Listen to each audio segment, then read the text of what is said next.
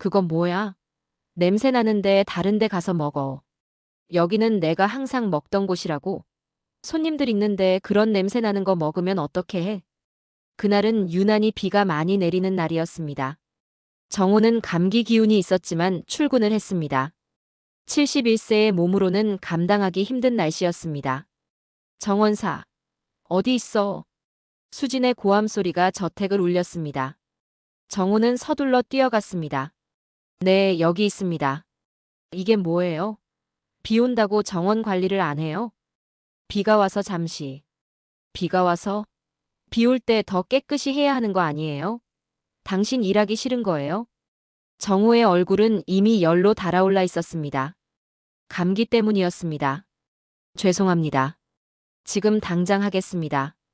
지금 당장이 아니라 벌써 했어야죠. 변명만 하고. 비는 더욱 세차게 내렸습니다. 정호는 비를 맞으며 정원을 정리하기 시작했습니다. 71세의 몸으로는 너무 버거웠지만 어쩔 수 없었습니다. 2시간 후 비에 완전히 젖은 정호가 일을 마치고 돌아왔습니다. 다 했습니다. 됐어요. 그런데 왜 이렇게 늦어요? 젊은 사람도 아니고 일도 느려요. 정호는 답할 힘도 없었습니다. 몸이 너무 아팠습니다. 며칠 후에는 더 심한 일이 일어났습니다. 정호가 실수로 수진이 아끼는 화분을 건드려서 살짝 금이 갔습니다. 작은 흠집이었지만 수진의 반응은 극단적이었습니다. 이게 뭐예요? 죄송합니다. 실수였습니다. 제가 수리해 드릴게요. 실수? 실수라고요? 이게 얼마짜리인지 알아요? 당신 한 달 월급으로도 못 사요. 수진의 목소리는 점점 높아졌습니다. 당신 같은 늙은이는 양로원에나 가야 해요. 여기서 일할 자격이 없어요. 정호의 가슴에 비수가 꽂히는 것 같았습니다. 71년을 살면서 이런 모욕을 당한 것은 처음이었습니다. 제발, 용서해 주세요. 정말 조심하겠습니다. 조심하겠다고요? 당신이 뭘 조심해요? 늙어서 정신도 없는 주제에. 주변에 있던 다른 직원들이 모두 지켜보고 있었습니다. 정호는 창피함과 분노로 온몸이 떨렸습니다. 하지만 가장 끔찍한 일은 일주일 후에 일어났습니다. 그날은 수진이 중요한 손님들을 초대한 날이었습니다. 정호는 평소보다 더 일찍 나와서 정원을 완벽하게 꾸몄습니다. 오늘만큼은 잘해보자. 정호는 자신에게 다짐했습니다. 오후 2시 수진의 친구들이 도착했습니다. 모두 비슷한 부류의 부유한 여성들이었습니다. 와, 수진아, 집이 정말 크다. 그런데 정원이 좀 촌스럽지 않니? 친구 중 한 명이 정원을 보며 말했습니다. 맞아. 정원사. 수진이 고래고래 소리를 질렀습니다. 정호가 뛰어왔습니다. 네. 이 사람들이 내 친구들이에요. 근데 정원이 이게 뭐예요? 완전 촌스럽다고 하잖아요. 친구들 앞에서 공개적으로 망신을 주는 수진. 정호는 얼굴이 빨갛게 달아올랐습니다. 죄송합니다. 죄송하다고 끝이에요? 이 늙은이가 정말 답답해요. 머리가 돌았나 봐요. 친구들은 어색하게 웃었지만 누구도 수진을 말리지 않았습니다. 미안해, 친구들아. 우리 집 정원사가 좀 그래서. 나이가 들어서 정신이 없나 봐. 수진은 마치 정호가 그 자리에 없는 것처럼 말했습니다. 우리 집 개만도 못해, 진짜. 그 순간 정호의 마음속에서 무언가가 무너져 내렸습니다. 71년을 살면서 개보다도 못하다는 말을 들은 것은 처음이었습니다. 하지만 더 끔찍한 일이 기다리고 있었습니다. 점심시간 정호는 구석진 곳에서 아내가 싸준 도시락을 꺼냈습니다. 김밥과 계란말이 그리고 작은 반찬들. 비록 소박하지만 마음이 담긴 음식이었습니다. 그런데 수진이 친구들과 함께 나타났습니다. 어머, 저기 뭘 먹고 있는 거야? 뭐지? 도시락? 완전 웃겨. 요즘에도 도시락 싸가지고 다니는 사람이 있네. 수진과 친구들의 비웃음 소리가 정원에 울렸습니다. 야, 정원사. 수진이 정호를 불렀습니다. 네. 그건 뭐예요?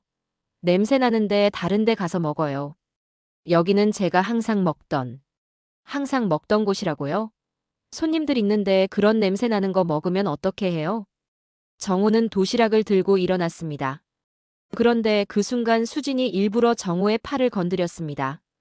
도시락이 바닥에 떨어져 내용물이 흩어졌습니다. 아! 정호는 바닥에 흩어진 음식을 보며 절망했습니다. 아내가 새벽에 일어나서 정성스럽게 싸준 도시락이었습니다. 어머, 실수했네요. 빨리 치워요. 더러워요. 수지는 아무렇지도 않게 말했습니다. 정호는 무릎을 꿇고 바닥에 흩어진 음식을 주워 담았습니다. 71세의 무릎으로는 너무 아팠지만 어쩔 수 없었습니다. 진짜 불쌍해 보인다. 친구 중 한 명이 작게 중얼거렸지만 수지는 아랑곳하지 않았습니다. 불쌍하긴요. 자기가 못나서 그런 거지. 그날 정호는 점심을 먹지 못했습니다. 하지만 더 큰 고통은 마음의 상처였습니다. 저녁에 집에 돌아온 정호는 아내에게 말하지 못했습니다. 여보, 도시락 맛있었어요? 응, 맛있었어. 거짓말이었습니다. 하지만 아내의 정성을 무엇으로도 말할 수 없었습니다. 그리고 마침내 정호가 쓰러진 날이 왔습니다. 과로와 스트레스로 정호는 정원에서 쓰러졌습니다.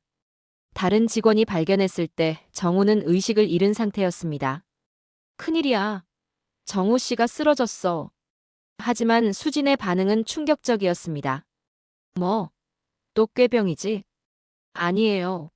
정말 의식을 잃었어요. 연기하지 말고 일하라고 해요. 오늘 중요한 일이 있다고. 결국 다른 직원들이 구급차를 불렀습니다. 정호는 병원에 실려갔고 과로로 인한 탈수와 스트레스성 위염 진단을 받았습니다. 하지만 수지는 끝까지 정호를 괴롭혔습니다. 병원비는 본인이 내야 해요. 회사 돈으로 할 수는 없어요. 71세의 노인을 이렇게까지 괴롭히는 수진의 모습에 다른 직원들도 혀를 내둘렀습니다. 하지만 아무도 감히 말릴 수 없었습니다. 정호는 그날 밤 병원 침대에서 생각했습니다. 이렇게 살 바에야 차라리. 하지만 아들 생각이 그를 붙잡았습니다. 민수 때문에라도 참아야지. 그는 몰랐습니다. 그 아들이 바로 수진과 결혼을 약속한 사이라는 것을. 그리고 모든 진실이 곧 드러날 것이라는 사실을. 71세의 선량한 노인이 겪은 참을 수 없는 굴욕과 그 아들인 검사가 펼치는 통쾌한 복수의 이야기입니다. 새벽 5시. 박정호는 어김없이 눈을 떴다. 71세의 나이에도 몸은 시계처럼 정확했다. 30년간 한결같이 지켜온 루틴이었다. 오늘도 좋은 하루가 되길. 조용히 중얼거리며 일어난 정호는 간단히 세수를 마치고 낡은 작업복을 입었다. 거울 속 자신의 모습을 보니 어느새 주름이 깊어져 있었다. 하지만 눈만은 여전히 맑고 선량했다. 대기업 한양그룹 회장의 저택은 서울 강남의 한복판에 자리 잡고 있었다. 3,000평에 달하는 대지에는 정교하게 다듬어진 정원이 펼쳐져 있었고 정호는 이 모든 것을 혼자서 관리했다. 정호 씨, 오늘도 일찍 오셨네요. 경비실의 김주임이 인사를 건넸다. 정호는 환한 미소로 답했다. 네, 김주임님. 오늘 날씨가 좋으니 장미꽃들이 예쁘게 피었을 것 같아요. 정원으로 향하는 정호의 발걸음은 여전히 가벼웠다. 꽃과 나무들이 그의 손길을 기다리고 있는 것만 같았다. 30년간 이 정원을 가꾸며 느낀 작은 행복이었다. 하지만 정호에게는 더 큰 자랑거리가 있었다. 바로 아들 박민수였다. 우리 민수가 벌써 서울중앙지검 특수부 검사가 되었다니. 정호는 호미로 잡초를 제거하며 혼자 중얼거렸다. 어려운 집안 형편에도 불구하고 공부를 포기하지 않은 아들. 장학금으로 대학을 나와 사법고시에 합격한 아들이 그는 너무도 자랑스러웠다. 아버지, 이제 편히 쉬세요. 제가 모실게요. 지난주 아들이 한 말이 떠올랐다. 하지만 정호는 고개를 저었다. 아직은 아니야. 아들놈한테 짐이 되고 싶지 않아. 정호는 아들에게 자신이 어떤 일을 하는지 자세히 말하지 않았다. 그저 좋은 집에서 정원 관리를 한다고만 했을 뿐이었다. 아들이 걱정할까 봐서였다. 오전 8시. 저택에 생기가 돌기 시작했다. 회장 한석주가 운동을 마치고 정원으로 나왔다. 정호 씨, 고생 많네요. 별 말씀을요, 회장님. 제가 해야 할 일입니다. 한석주 회장은 그나마 정호에게 인격적으로 대해주는 편이었다. 하지만 그의 가족들은 달랐다. 특히 부인과 딸은. 여보, 아침 먹어요. 회장 부인 최영희의 목소리가 들려왔다. 정호는 자리를 피하려 했다. 최영희는 정호를 하인 취급하는 것이 일상이었으니까. 정호 씨는 왜 장미꽃 색깔이 이상하죠? 지난번에 분홍색으로 바꾸라고 했잖아요. 죄송합니다. 장미는 품종을 바꾸려면 시간이 좀 걸려서. 변명 말고 빨리 해요. 다음 주에 손님들이 오는데. 정호는 고개를 숙였다. 장미 품종을 바꾸는 것이 하루아침에 되는 일이 아니라는 것을 설명해도 소용없다는 것을 알고 있었다. 하루하루가 이런 식이었다. 작은 일에도 트집을 잡고 무리한 요구를 일삼는 것이 일상이었다. 하지만 정호는 참았다. 이 일자리라도 잃으면 안 되었으니까. 점심시간 정호는 구석진 곳에서 도시락을 꺼냈다. 아내가 정성스럽게 싸준 김밥과 계란말이. 비록 소박하지만 마음이 담긴 음식이었다. 아버지, 오늘 저녁에는 일찍 들어오세요. 아침에 나서면서 아들이 한 말이 떠올랐다. 왜? 그냥. 같이 저녁 먹고 싶어서요. 아들의 다정한 목소리를 생각하니 입가에 미소가 번졌다. 이 모든 어려움도 아들을 위해서라면 충분히 견딜 수 있었다. 오후 6시. 정호는 마지막으로 정원을 둘러보며 하루 일을 마무리했다. 내일 또 새로운 하루가 시작될 것이다. 그리고 그는 오늘처럼 묵묵히 자신의 일을 해낼 것이다. 하지만 정호는 아직 몰랐다. 곧 그의 평범한 일상에 큰 파장이 일어날 것이라는 사실을. 한 달 후, 한양그룹 저택에는 특별한 손님이 도착했다. 바로 회장의 딸 한수진이었다. 5년간의 미국 유학을 마치고 돌아온 그녀를 맞이하기 위해 저택은 분주했다. 수진이가 온다니 정말 기쁘네요. 최영희 여사가 들뜬 목소리로 말했다. 정호는 정원 한 구석에서 꽃을 정리하며 그 모습을 지켜봤다. 검은 벤츠가 저택 앞에 멈췄고 35세의 한수진이 내렸다. 키가 크고 날씬한 외모에 명품 드레스를 입은 그녀는 언뜻 보기에 우아해 보였다. 어머니, 우리 딸 정말 많이 컸구나. 모녀의 재회 장면을 보며 정호는 괜히 마음이 뭉클해졌다. 자신도 아들과 떨어져 있을 때가 많아서였을까. 하지만 그 감동은 오래가지 않았다. 야, 거기 정원사. 갑작스러운 고함에 정호는 깜짝 놀라 고개를 들었다. 수진이 자신을 향해 손가락질하고 있었다. 네네. 이 꽃들이 뭐예요? 색깔이 너무 촌스럽네요. 당장 다른 것으로 바꿔요. 수진의 첫마디였다. 인사도 없이 설명도 듣지 않고 내린 명령이었다. 죄송하지만 꽃을 바꾸려면 시간이 뭐가 중요해요? 내가 보기 싫다고 하는데. 수진의 목소리가 점점 높아졌다. 주변에 있던 하인들이 모두 그들을 쳐다봤다. 수진아, 정호 씨는 30년간 우리 집 정원을. 한석주 회장이 말을 시작했지만 수진은 아랑곳하지 않았다. 아버지, 30년이나 했으면 더 잘해야 하는 거 아니에요? 이런 걸로는 친구들을 초대할 수도 없어요. 정호는 가슴이 답답해왔다. 30년간 정성스럽게 가꾼 정원을 이렇게 평가절하당하니 마음이 아팠다. 알겠습니다. 최대한 빨리. 최대한 빨리가 아니라 내일까지요. 이해했어요? 네. 정호는 고개를 숙일 수밖에 없었다.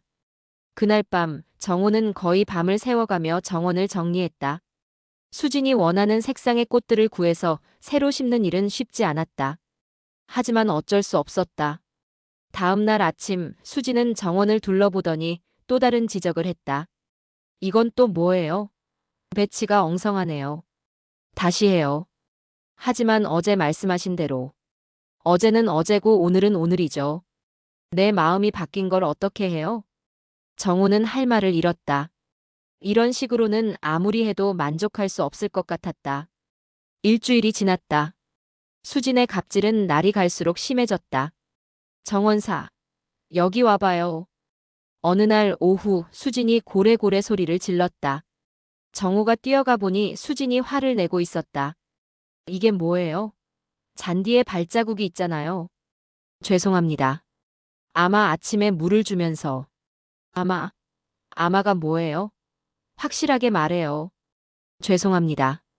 죄송하다고 끝이에요? 지금 당장 잔디를 다시 정리해요. 그리고 앞으로는 이런 일이 없도록 해요. 정호는 무릎을 꿇고 잔디를 손으로 고르기 시작했다. 71세의 나이에 무릎을 꿇고 하는 일이 얼마나 힘든지 수지는 신경 쓰지 않았다. 더 심한 일은 며칠 후에 일어났다. 정원사, 어디 있어요? 수진이 저택에 친구들을 초대한 날이었다. 정호는 평소보다 더 정성스럽게 정원을 꾸며놨다. 네, 여기 있습니다. 이 사람들이 내 친구들이에요. 근데 정원이 이게 뭐예요? 완전 촌스럽네요. 친구들 앞에서 공개적으로 모욕을 당한 정우는 얼굴이 빨갛게 달아올랐다. 이 늙은이가 정말 답답해요. 머리가 돌았나 봐요. 친구들은 어색하게 웃었지만 정우는 그 자리에서 사라지고 싶었다. 하지만 갈 곳이 없었다. 미안해, 친구들아. 우리 집 정원사가 좀 그래. 수지는 마치 정우가 들리지 않는 곳에 있는 것처럼 말했다. 하지만 정우는 모든 말을 듣고 있었다. 그날 밤 정우는 집에 돌아와 아무 말도 하지 못했다. 아버지, 어디 아프세요? 아들 민수가 걱정스러운 눈빛으로 물었다. 아니야, 괜찮다. 하지만 정우의 마음은 괜찮지 않았다. 71년을 살면서 이렇게 모욕적인 대우를 받은 것은 처음이었다. 그래도 참아야지. 아들 생각하면. 정우는 스스로를 달래며 잠자리에 들었다. 하지만 이것은 시작에 불과했다는 사실을 그는 아직 몰랐다. 수진의 방에서는 치밀한 계획이 세워지고 있었다. 미국에서 경영학 석사를 마친 그녀는 단순히 집에서 놀고 먹을 생각이 없었다. 그녀에게는 더 큰 야망이 있었다. 엄마, 나 결혼 생각이 있어. 정말? 누구? 최영의 여사가 눈을 반짝이며 물었다. 아직 정하지는 않았지만 급이 있는 사람이어야지. 수지는 노트북을 열어 자신이 조사한 자료들을 보여줬다. 서울의 유력한 독신 남성들의 리스트였다. 재벌 2세들은 너무 뻔해. 정치인 아들들은 위험하고. 아, 이 사람 어때? 수진의 손가락이 한 남성의 프로필에서 멈췄다. 박민수, 37세, 서울중앙지검 특수부 검사. 검사? 괜찮네. 괜찮은 정도가 아니야. 이 사람 완전 엘리트야. 서울대 법대 수석 졸업에 사법고시 수석 합격. 지금 특수부에서 대기업 수사 담당하고 있어. 수지는 박민수에 대한 정보를 더 자세히 읽어나갔다. 집안은 평범하지만 본인 스펙이 완벽해. 그리고 정의감이 강하고 성실하다고 소문났어. 완벽한 타겟이지. 그런데 어떻게 만날 거야? 그게 문제지. 수지는 며칠을 고민했다. 그러던 중 완벽한 기회가 찾아왔다. 한양그룹에서 주최하는 자선 행사에 검찰 관계자들이 참석한다는 소식이었다. 완벽해. 수지는 자선행사준비위원회에 자원봉사자로 참가했다. 평소 자선 활동에는 관심도 없었지만 이번만큼은 달랐다. 행사 당일 수지는 완전히 다른 사람으로 변했다. 평소에 오만하고 거친 모습은 온데간데 없고 따뜻하고 자상한 여성의 모습으로 변신했다. 어르신, 이쪽으로 오세요. 독거노인들을 돌보는 수진의 모습은 마치 천사 같았다. 그녀의 연기력은 상당했다. 저기 계신 분이 박민수 검사님인가요? 수지는 행사 관계자에게 자연스럽게 물었다. 네, 맞습니다. 매년 이런 행사에 참여해 주시는 좋은 분이에요. 수지는 박민수를 관찰했다. 키 180cm의 단정한 외모에 진실한 눈빛을 가진 남성이었다. 독거노인의 이야기를 진지하게 들어주는 모습에서 그의 인품이 느껴졌다. 저런 남자라면. 수지는 계획을 실행에 옮겼다. 실례합니다, 검사님. 네. 박민수가 고개를 돌렸다. 안녕하세요. 저는 오늘 자원봉사를 나온 한수진이라고 합니다. 아, 네. 박민수입니다. 오늘 수고 많으세요. 아니에요. 이런 뜻깊은 일에 참여할 수 있어서 기뻐요. 검사님 같은 분들이 계셔서 우리 사회가 정의로워지는 것 같아요. 박민수는 수진의 진실한 것처럼 보이는 말에 좋은 인상을 받았다. 과찬이세요. 저도 이런 일에 참여하면서 많이 배워요. 정말 존경스러워요. 어려운 일도 많으실 텐데. 수진은 박민수와 자연스럽게 대화를 나누며 그의 마음을 사로잡기 시작했다. 그녀의 계산된 매력 공세는 효과적이었다. 행사가 끝난 후 박민수는 수진에게 연락처를 물어봤다. 혹시 괜찮으시다면 다음에 커피라도 한잔하면서 이야기해요. 네, 좋아요. 수진의 입가에 미묘한 미소가 번졌다. 계획의 첫 단계가 성공한 것이다. 그날 밤 수진은 아버지에게 보고했다. 아빠, 나 정말 좋은 사람 만났어. 누구? 서울중앙지검 특수부 검사님이야. 박민수라고. 한석주 회장의 표정이 약간 굳었다. 특수부 검사라면 대기업 수사를 담당하는 부서가 아닌가. 수진아, 조심해야 하는 거 아니야? 뭘 조심해? 우리가 뭘 잘못했다고. 그리고 난 그 사람과 진짜 사랑하는 사이가 될 거야. 수진의 눈에는 확신이 가득했다. 하지만 그것은 사랑이 아닌 계산이었다. 검사와 결혼하면 우리 집안 이미지도 좋아지고 나도 사회적 지위를 얻을 수 있어. 완벽한 선택이야. 한 달 후 수진과 박민수는 연인 사이가 되었다. 박민수는 수진의 따뜻하고 배려심 깊은 모습에 점점 빠져들었다. 물론 그것은 모두 가면이었지만 민수 오빠 항상 정의를 위해 힘쓰시는 모습이 정말 멋져요. 수진 씨 같은 분이 있어서 제가 더 힘이 나는 것 같아요. 둘의 관계는 빠르게 발전했다. 하지만 수진은 여전히 저택에서 정호를 괴롭히고 있었다. 마치 이중인격자처럼. 정원사, 이 꽃들 다 뽑아버려. 하지만 어제 심은 건데. 어제는 어제고 오늘은 오늘이야. 박민수 앞에서는 천사였지만 정호 앞에서는 악마였다. 하지만 수진은 자신의 이런 이중적인 모습이 곧 들킬 것이라는 사실을 꿈에도 몰랐다. 6개월이 흘렀다. 박민수와 한수진의 관계는 더욱 깊어졌다. 박민수는 수진의 가짜 매력에 완전히 빠져 있었다. 수진 씨, 오늘 유독 예쁘시네요. 강남의 고급 레스토랑에서 저녁을 함께하던 박민수가 말했다. 오빠가 그렇게 보셔서 그래요.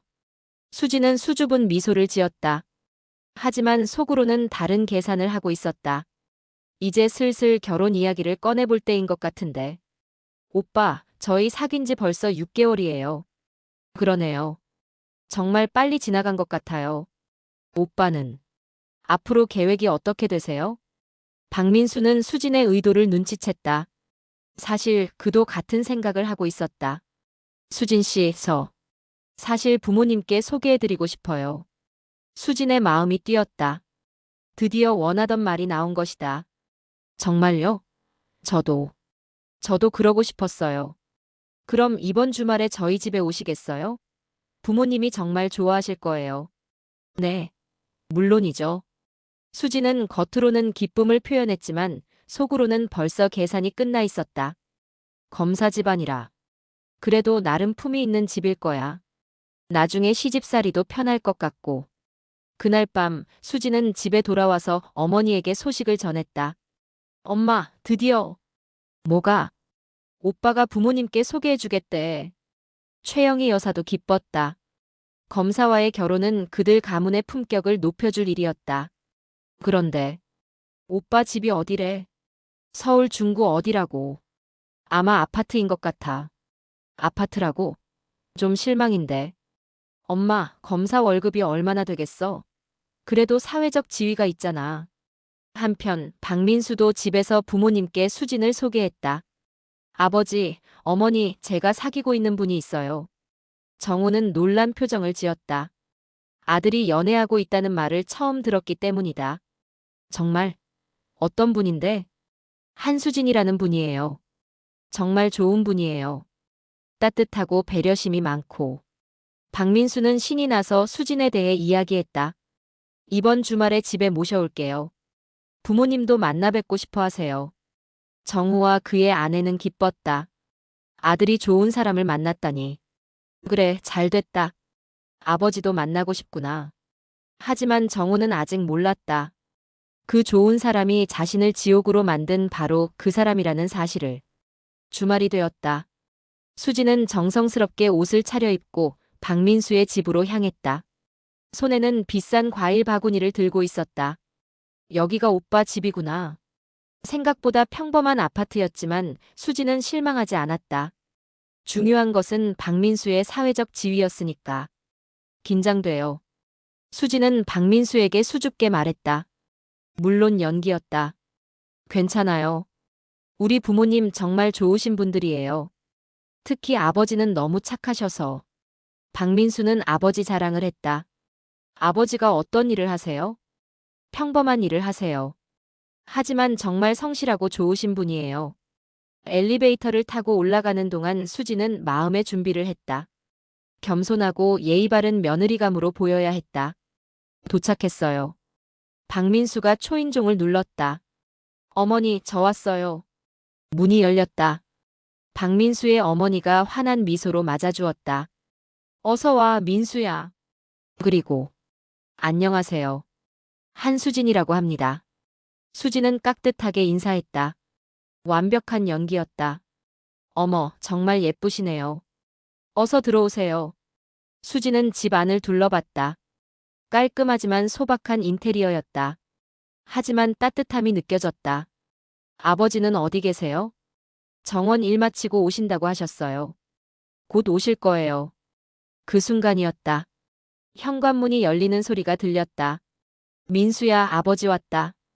익숙한 목소리였다. 수지는 고개를 돌렸다. 그리고 그 순간을 평생 잊을 수 없을 것이다. 박민수의 집 현관문이 열리고 있었습니다. 민수야, 아버지 왔다. 익숙한 목소리가 들렸습니다. 수지는 호기심 어린 눈으로 고개를 돌렸습니다. 박민수의 아버지는 어떤 분일까 궁금했거든요. 그런데 문이 완전히 열리고 한 남성이 들어섰을 때 시간이 멈춘 것 같았습니다. 정우와 수진, 두 사람의 눈이 마주쳤습니다. 수진의 입에서 작은 신음이 새어나왔습니다. 정우는 마치 유령을 본 것처럼 얼굴이 하얗게 질렸습니다. 어떻게? 당신이 여기. 수진이 떨리는 목소리로 중얼거렸습니다. 박민수는 상황을 파악하지 못했습니다. 수진 씨, 무슨 일이에요? 정우는 말문이 막혔습니다. 자신을 그렇게 괴롭힌 바로 그 여자가 아들의 연인이라니. 이런 운명의 장난이 있을 수 있을까요? 아버지, 제 약혼자 한수진 씨예요. 수진 씨, 제 아버지. 박민수가 소개를 했지만 두 사람은 여전히 충격에서 벗어나지 못했습니다. 수진의 머릿속이 급속히 돌아갔습니다. 이게 무슨 일이야? 우리 집 정원사가 검사의 아버지라고? 이런 일이 일어날 수 있어? 공포가 엄습했습니다. 자신이 정호에게 했던 모든 일들이 떠올랐습니다. 만약 민수가 알게 된다면. 안녕하세요. 수지는 간신히 인사를 했습니다. 목소리가 떨렸습니다. 정호도 어쩔 줄 몰랐습니다. 네. 안녕하세요. 박민수는 둘의 이상한 분위기를 눈치챘습니다. 혹시 아시는 사이세요? 긴 침묵이 흘렀습니다. 수진이 먼저 입을 열었습니다. 아니요. 처음 뵙는 분이에요. 거짓말이었습니다. 하지만 다른 방법이 없었습니다. 정호는 아무 말도 하지 않았습니다. 평생을 선량하게 살아온 그였지만 이 순간만큼은 복잡한 감정에 휩싸였습니다. 아들의 행복을 위해서라도 참아야 하나? 박민수의 어머니가 상황을 정리했습니다. 자, 서서 뭐 하세요? 앉으셔서 이야기해요. 거실에 앉은 네 사람. 하지만 분위기는 어색했습니다. 수진 씨는 어떤 일을 하세요? 박민수의 어머니가 물었습니다. 저는. 수진은 대답을 망설였습니다. 자신이 대기업 회장 딸이라고 하면 정우와의 관계가 드러날 수 있었습니다. 가족 사업을 도와드리고 있어요. 애매한 대답이었습니다. 아버지는 어떤 일을 하세요? 박민수가 정우에게 물었습니다. 평소 아버지가 구체적으로 어떤 일을 하는지 자세히 듣지 못했거든요. 나는 정원 관리 일을 하고 있다. 정호의 조용한 대답에 수진의 얼굴이 더욱 굳어졌습니다. 정원 관리요? 어디서? 한양그룹 회장님 댁에서. 그 순간 수진의 얼굴에서 혈색이 완전히 사라졌습니다. 박민수는 잠시 생각했습니다. 한양그룹이면 수진 씨 아버지 회사 아닌가요? 네, 맞아요. 수진은 어쩔 수 없이 인정했습니다. 그럼 아버지와 수진 씨는 아는 사이네요? 박민수의 질문에 둘 다 답하지 못했습니다. 정우는 깊은 고민에 빠졌습니다. 진실을 말해야 할까? 아니면 아들의 행복을 위해 참아야 할까? 하지만 수진은 다른 생각을 하고 있었습니다. 일단 오늘은 넘기자. 그리고 나중에 저 늙은이를 어떻게든 입막음 시켜야 해. 저녁 식사 시간 내내 어색한 분위기가 계속됐습니다. 수진은 평소와 달리 조용했고 정우는 거의 말을 하지 않았습니다. 박민수만이 상황을 모른 채 열심히 분위기를 띄우려 노력했습니다. 수진 씨, 아버지가 정원 관리를 정말 잘하세요. 30년 경력이시거든요. 네. 그런가 봐요. 수진의 대답은 시큰둥했습니다. 식사가 끝난 후 수진은 먼저 일어났습니다. 죄송해요. 오늘 일찍 들어가야 할 일이 있어서. 벌써요? 좀 더 계세요. 박민수가 아쉬워했지만 수진은 고집했습니다. 다음에 다시 뵐게요. 수진이 떠난 후 박민수는 아버지에게 물었습니다. 아버지, 수진 씨 어떠세요? 정우는 답하지 못했습니다. 무엇이라고 말해야 할지 모르겠었습니다. 좋은 사람 같구나. 거짓말이었습니다. 하지만 아들의 행복을 위해서였습니다. 그날 밤 정우는 잠들지 못했습니다. 어떻게 해야 하나? 아들한테 말해야 하나? 하지만 그러면 아들이 얼마나 상처받을까? 한편 수진도 밤새 잠들지 못했습니다. 이런 일이 일어날 줄 누가 알았겠어? 어떻게 하지? 저 늙은이가 민수한테 말하면 끝이야. 두 사람 모두 길고 긴 밤을 보냈습니다. 하지만 진실은 숨길 수 없는 법. 곧 모든 것이 드러날 순간이 다가오고 있었습니다. 며칠이 지났습니다. 정우는 여전히 고민에 빠져 있었고 수지는 불안에 떨고 있었습니다. 그런데 박민수는 예리한 사람이었습니다. 30대 중반의 경험 많은 검사로서 사람을 읽는 능력이 뛰어났습니다. 뭔가 이상해. 아버지와 수진의 관계에서 이상한 기운을 느꼈습니다. 서로 아는 사이라고 하면서도 너무나 어색했습니다. 다음 만남에서도 상황은 마찬가지였습니다. 아버지, 수진 씨와 회사에서 자주 만나세요? 박민수의 질문에 정우는 머뭇거렸습니다. 아, 가끔. 볼 때가 있지. 수진 씨는 아버지에 대해 어떻게 생각하세요? 수진도 당황했습니다. 저는 좋은 분이라고 생각해요. 하지만 그녀의 목소리에는 전혀 진실함이 없었습니다. 박민수는 더욱 의심스러워졌습니다. 특히 아버지의 표정이 이상했습니다. 평소 밝고 긍정적인 아버지가 수진만 보면 왠지 위축되는 것 같았습니다. 뭔가 있구나. 결정적인 순간이 찾아왔습니다. 어느 날 박민수는 아버지 직장 근처에서 우연히 수진을 목격했습니다. 하지만 그때의 수진은 평소 자신이 알던 수진과 완전히 달랐습니다. 야, 정원사. 이건 뭐야? 수진이 정호에게 고래고래 소리를 지르고 있었습니다. 박민수는 멀리서 그 장면을 지켜봤습니다. 당장 다시 해. 이 정도로는 안 돼. 네. 알겠습니다. 아버지의 고개 숙인 모습을 본 박민수는 충격을 받았습니다. 저게 내가 알던 수진이 맞나? 박민수는 더 가까이 다가갔습니다. 정말 답답해 죽겠네. 늙으면 집에서 쉬든지 왜 나와서 일을 못해? 수진의 말에 박민수의 분노가 치밀어 올랐습니다. 자신의 아버지를 저렇게 대한다니. 박민수는 더 이상 참을 수 없었습니다. 수진 씨. 박민수의 목소리에 수진은 깜짝 놀라 돌아봤습니다. 오빠? 여기 왜? 뭐 하는 거예요? 박민수의 목소리는 차가웠습니다. 아니, 그냥. 정원 관리에 대해서. 방금 뭐라고 했어요? 뭐라고 했다는 게. 제 아버지한테 뭐라고 했냔 말이에요. 박민수의 목소리가 높아졌습니다. 정호는 당황해서 말렸습니다. 민수야, 괜찮다. 별일 아니다. 별일이 아니라고요? 아버지, 저분이 평소에 어떻게 대했는지 말씀해 주세요. 민수야. 아버지, 저는 검사입니다. 거짓말은 통하지 않아요. 박민수의 강력한 말에 정호는 더 이상 피할 수 없음을 깨달았습니다. 민수야. 사실은. 정호는 힘겹게 입을 열었습니다. 저분이, 저분이 나에게. 아버지, 천천히 말씀하세요. 박민수는 아버지의 어깨를 감쌌습니다. 수지는 필사적으로 변명했습니다. 오빠, 오해예요. 저는 그냥. 조용히 하세요. 박민수의 호통에 수지는 입을 다물었습니다. 정호는 결국 모든 것을 털어놨습니다. 지난 몇 달간 수진에게 당한 모든 일들을. 공개적인 모욕, 인격적인 무시, 병원에 갔을 때조차 꾀병이라며 괴롭힌 일까지. 박민수의 얼굴은 점점 굳어졌습니다. 정말, 정말 그런 일이 있었습니까? 민수야, 이제 됐다. 내가 상처받을까봐 말 안 한 거야. 상처받을까봐라고요? 박민수는 수진을 쳐다봤습니다. 정말, 정말 그랬습니까? 수진은 여전히 부정하려 했습니다. 오빠, 오해가 있었던 것 같아요. 저는 그냥. 오해라고요? 박민수의 목소리는 점점 차가워졌습니다. 제 아버지가 거짓말하실 분이라고 생각하세요? 그런 게 아니라. 그럼 뭐라고요? 71세 노인분께 늙으면 집에서 쉬라고 말한 게 오해라고요?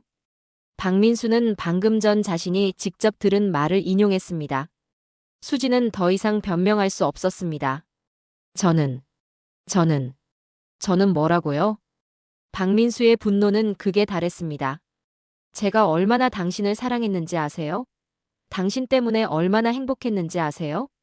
오빠. 하지만 이 모든 게 거짓이었군요. 당신의 모든 것이 거짓이었어. 박민수는 아버지를 바라봤습니다. 71세의 선량한 아버지가 이런 일을 당했다는 사실에 가슴이 찢어지는 것 같았습니다. 아버지, 왜 진작 말씀하지 않으셨어요? 너까지 힘들어할까봐. 그래서 아버지의 말에 박민수는 눈물이 날 것 같았습니다. 아버지. 박민수는 수진을 향해 돌아섰습니다. 그의 눈에는 차가운 분노가 가득했습니다. 당신이 누군지 이제 알겠어요. 오빠, 제발. 제발 뭐라고요? 제발 용서해달라고요? 박민수는 냉소적으로 웃었습니다. 당신은 제 아버지를 괴롭히면서 저와는 사랑하는 연인인 척했군요. 정말, 정말 대단하네요. 수지는 절망적으로 매달렸습니다. 오빠, 저 정말 당신을 사랑해요. 사랑이라고요? 박민수의 목소리는 얼음장처럼 차가웠습니다. 사랑하는 사람의 아버지를 걔보다 못하다고 했다면서요? 수진의 얼굴이 창백해졌습니다. 그 말까지 들켰다는 것이었습니다. 그건 제가 화가 나서 71세 노인분께 화가 날 이유가 뭐가 있다고요? 박민수는 더 이상 참을 수 없었습니다. 이제 끝입니다. 우리 관계는 여기서 끝이에요. 안 돼요. 안 된다고요. 수지는 박민수의 팔을 붙잡았습니다. 저 정말 당신 없으면 안 돼요. 당신 없으면 안 되는 건 저도 마찬가지였어요. 하지만 이제는 아니에요. 박민수는 수진의 손을 뿌리쳤습니다. 제 아버지를 그렇게 괴롭힌 사람과는 단 하루도 함께할 수 없어요. 그 순간 정호가 나섰습니다. 민수야, 그만해라. 아버지. 그 사람도 나름의 이유가 있었을 거야.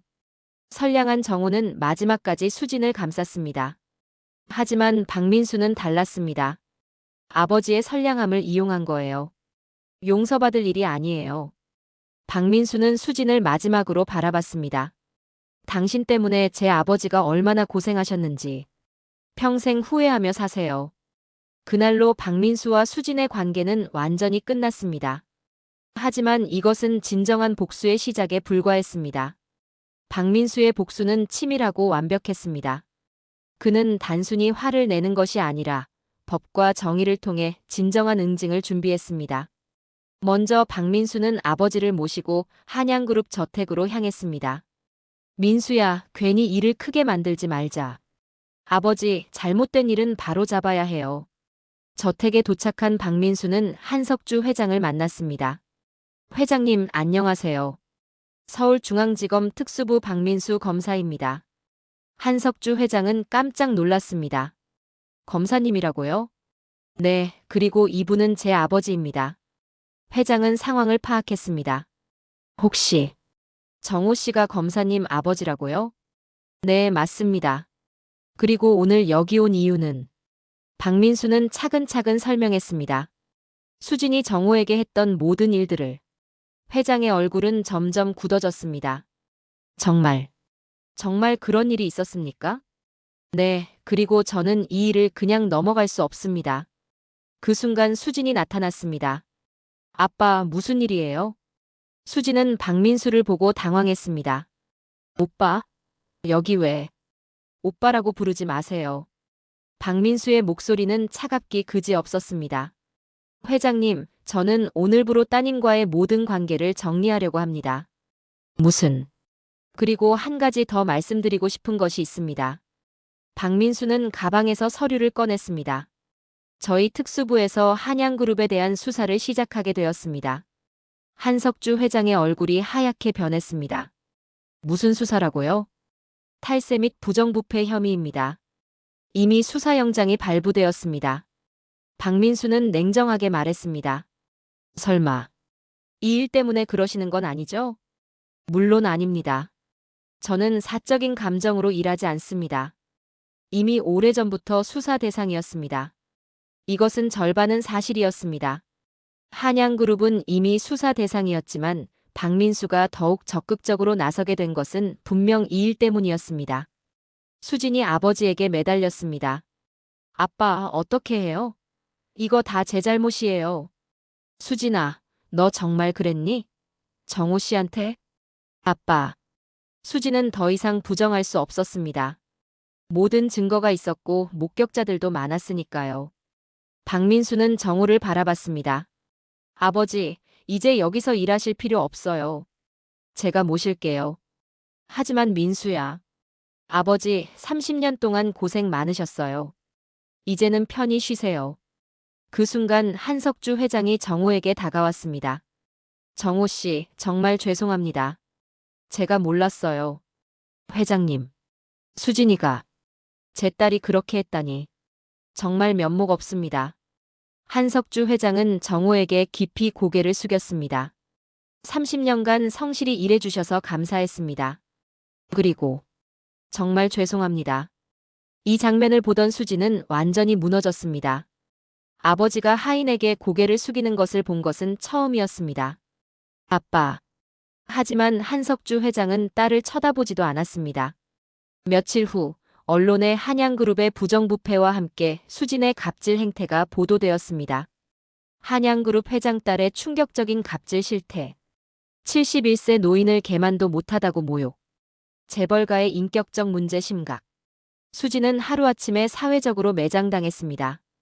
친구들은 연락을 끊었고 사교계에서는 완전히 외면받았습니다. 한양그룹도 큰 타격을 받았습니다. 탈세 혐의로 수사를 받게 되었고 주가는 폭락했습니다. 하지만 박민수에게 가장 중요한 것은 복수가 아니었습니다. 아버지, 새 집 어떠세요? 박민수는 아버지를 위해 깔끔한 아파트를 구해드렸습니다. 너무 좋다. 하지만 이렇게 해도 되는 거냐? 당연하죠.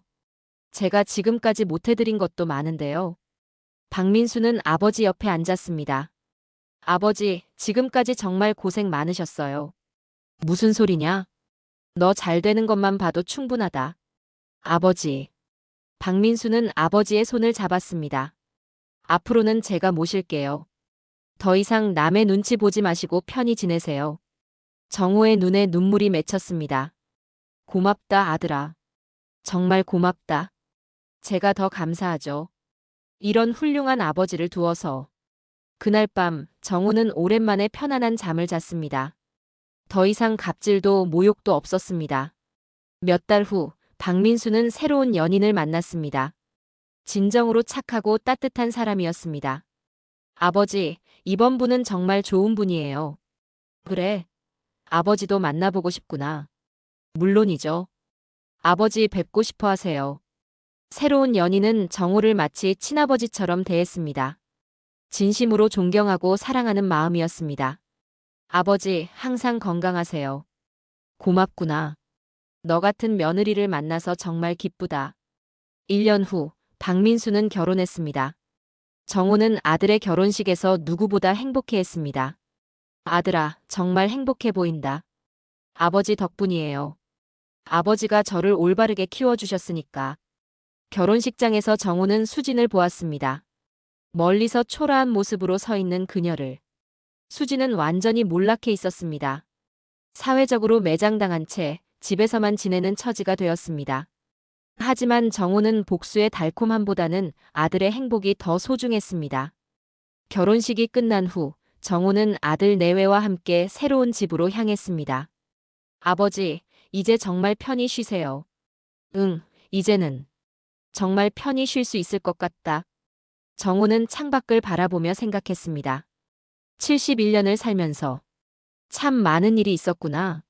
하지만 선량하게 살아온 것은 후회하지 않아. 결국 보답이 왔으니까. 그 순간 며느리가 차를 가져왔습니다. 아버지, 차 드세요. 고맙구나. 정우는 따뜻한 차를 마시며 미소를 지었습니다. 이제 정말 행복했습니다. 한편 수지는 자신의 방에서 혼자 울고 있었습니다. 내가 뭘 한 거지? 왜 그렇게 살았을까? 하지만 후회는 늦었습니다. 이미 모든 것을 잃었으니까요. 몇 년이 흘렀습니다.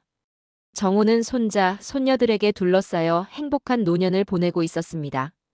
할아버지, 또 옛날 이야기 해주세요. 옛날 이야기? 네. 할아버지가 어려운 일을 당했을 때 이야기요. 정우는 웃으며 손자의 머리를 쓰다듬었습니다. 그런 이야기는 왜 듣고 싶어 하니? 할아버지가 착하게 살았더니 나중에 행복해졌잖아요. 그래, 맞다.